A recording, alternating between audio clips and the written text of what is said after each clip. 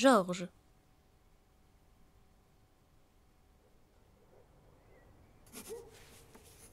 Georges est en CE1, mais il a déjà redoublé. Il se gratte le nez tout le temps, c'est comme ça. À chaque fois, c'est bizarre, mais ça lui enlève un petit bout.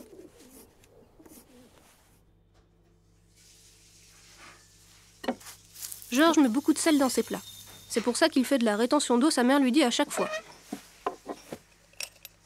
Mais Georges est un filou, Georges a de la suite dans les idées, et il sait très bien passer inaperçu.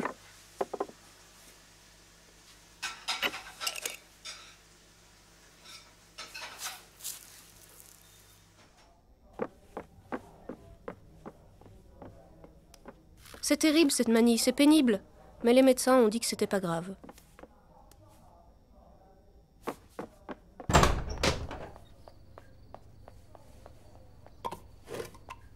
Sauf qu'à force de s'acharner sur son nez, à la fin, il en a plus.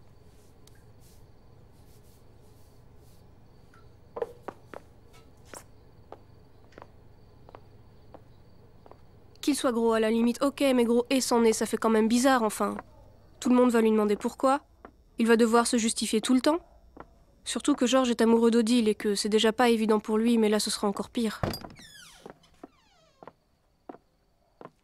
À moins que...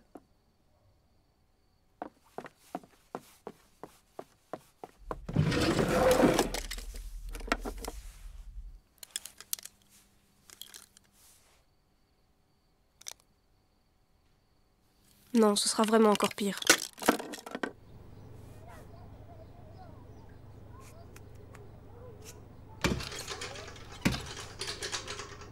Georges reprenait donc sa vie, ses rituels. Et un matin, tout dépité qu'il était, il a encore eu une idée de génie. Son problème avait une contrepartie et il allait pouvoir en profiter pour être un peu plus maigre.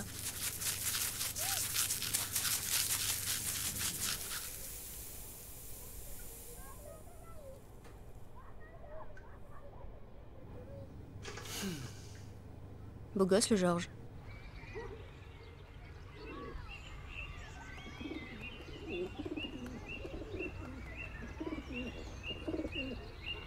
Odile. Odile venait tous les dimanches donner aux oiseaux les restes du pain dur de la semaine. Elle était très gentille et il la connaissait bien maintenant. Georges était content car il s'entendait bien avec Odile. Mais comme il n'était plus dans la même classe, il aimerait bien qu'elle redouble aussi car lui n'arrivait pas à travailler assez pour en sauter une. Ils avaient toujours des nouveaux trucs à se raconter, à se montrer. Belle Odile, gracieuse Odile, enfin... Ce serait pas mal si elle avait le même problème que lui.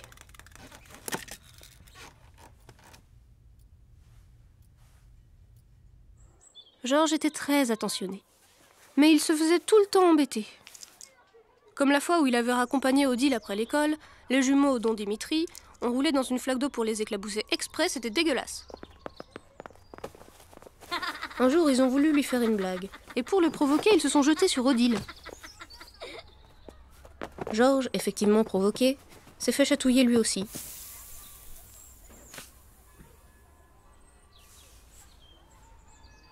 Alors il est mort. Alors Odile était triste et Dimitri et Norbert ne savaient plus quoi faire car ils n'y avaient pas pensé.